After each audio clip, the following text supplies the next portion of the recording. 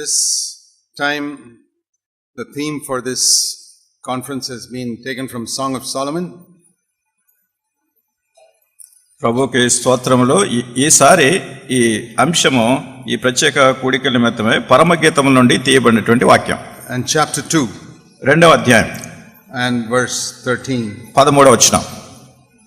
పరమగీతములు రెండవ అధ్యాయం 13వ వచనం. Please read. అంజూరపు కాయలు పక్వమగుచున్నవి, ద్రాక్ష చెట్లు పూతపట్టి సువాసనెట్టుచున్నవి, నా ప్రియురాల సుందరవతి లెమ్ము రమ్ము. Now this is a word that can only be understood by those who want to have a bridal relationship with Jesus Christ. యేసుక్రీస్తు ప్రభువారితో ఎవరైతే పెండ్లి కుమార్తెగా ఈ సంబంధం కలిగి ఉంటున్నారో అటువంటి వారు మాత్రమే ఈ వాక్యాన్ని సరిగ్గా గ్రహించగలరు.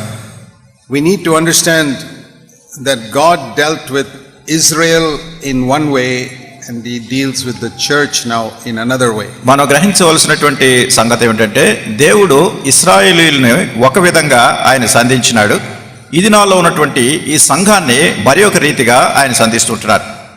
So you have in the Bible the Old Testament and the New Testament. కనుక బైబిల్లో పాత నిబంధన గ్రంథం ఉంది, కొత్త నిబంధన నూతన నిబంధన గ్రంథం ఉంది. And we can say the Old Testament is mainly about the way in which God dealt with Israel.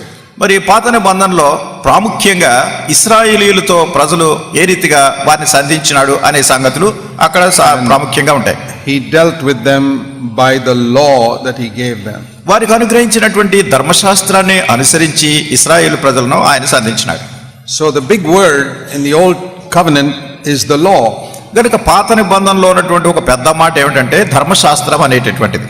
And all of God's dealings with his people was according to that law. దేవుడు తన ప్రజలను సాధించినటువంటి విధానం, ప్రజల నిమిత్తం ఆయన చేసినటువంటి సంగతి అంతా కూడా ధర్మశాస్త్రాన్ని అనుసరించి ఆయన వారిని సంధించినాడు. And if people obeyed the law, God would bless them with money and prosperity and many earthly blessings. ప్రజలు ఆ ధర్మశాస్త్రానికి విధేయత చూపించినట్టయితే దేవుని యొక్క దీవెనలు పొందుతూ ఉండేవారు. వాళ్ళకి ఐశ్వర్యము కానీ, డబ్బు కానీ, ఇతర సిరి సంపదలు అన్ని కూడా వాళ్ళకి ప్రాప్తిస్తూ ఉండేవి.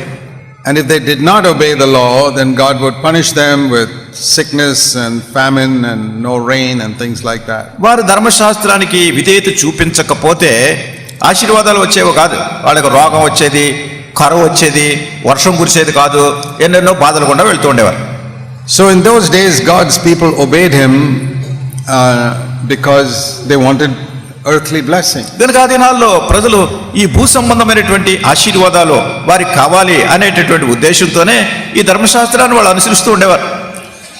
We can say the relationship between God and his people under the old covenant was like a master and a servant. కనుక ఒక మాటలో చెప్పాలంటే పాత నిబంధనలో దేవునికి ప్రజలకి మధ్యలో ఉన్నటువంటి సంబంధం ఏ రీతిగా ఉండేదంటే ఒక యజమానుడుకు ఉన్నటువంటి దాసుడు, వీళ్ళిద్దరి మధ్యలో సంబంధం ఎట్లా ఉంటుందో ఆ రీతిగా పాత నిబంధనలో ఉండేది. It's just like the way you work in an office or a factory.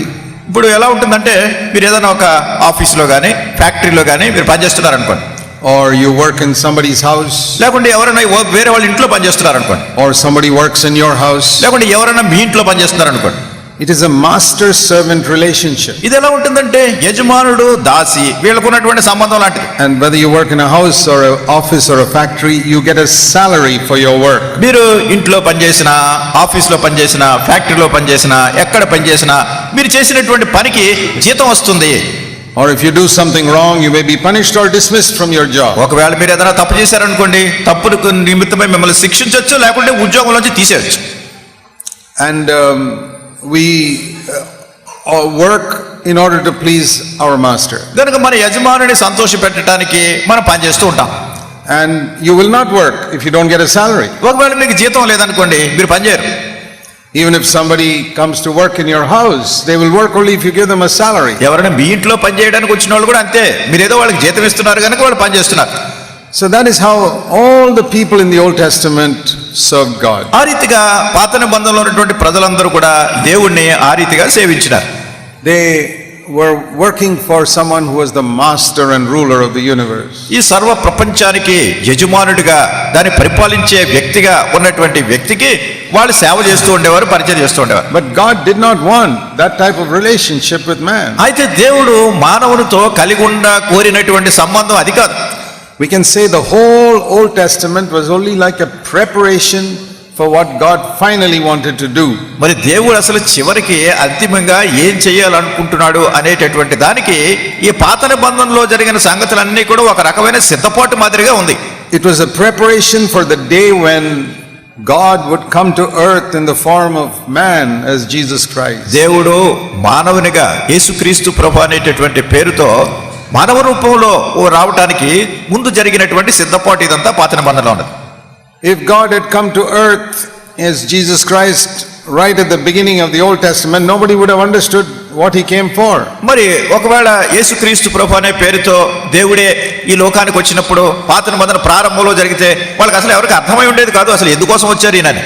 But for 1500 years he taught Israel about how sin is so serious that you have to give an offering to God if you want to be forgiven. 1500 సంవత్సరాల వరకు దేవుడు ఇశ్రాయేలీయులకు రకరకాల పాఠాలు నేర్పిస్తూ వచ్చాడు. అసలు ఈ పాపం అనే దాన్ని పరిహరించాలంటే రకరకాల అర్పణలు ఏ రీతిగా చేయాలి అనేటటువంటి పాఠాలన్నీ నేర్పించుకుంటూ వచ్చారు. So they had a temple where every day some animal would be killed as an offering for people's sin. కనుక వాళ్ళు ఆలయంలో దేవుని మందిరంలో పాప పరిహారార్థమనే ఒక జంతువుని బలి అర్పిస్తూ ఇట్లా రకరకాల బలులు అర్పిస్తూ ఉండేవారు. So from childhood those Israelites recognized that sin is a serious thing. కనుక చిన్నప్పటి నుంచి కూడా ఇశ్రాయేలీయులు గుర్తించిన సంగతి ఏమిటంటే పాపం అనేది చాలా ప్రమాదకరమైన తీవ్రమైన సంగతి. Because they were seeing an innocent animal who did nothing wrong being killed. ఎందుకంటే వాళ్ళు చూస్తున్నారు ఏ తప్పు ఏ దోషము లేనటువంటి అమాయకమైనటువంటి జంతువు ఇక్కడ బలైపోతుంది. And every day one innocent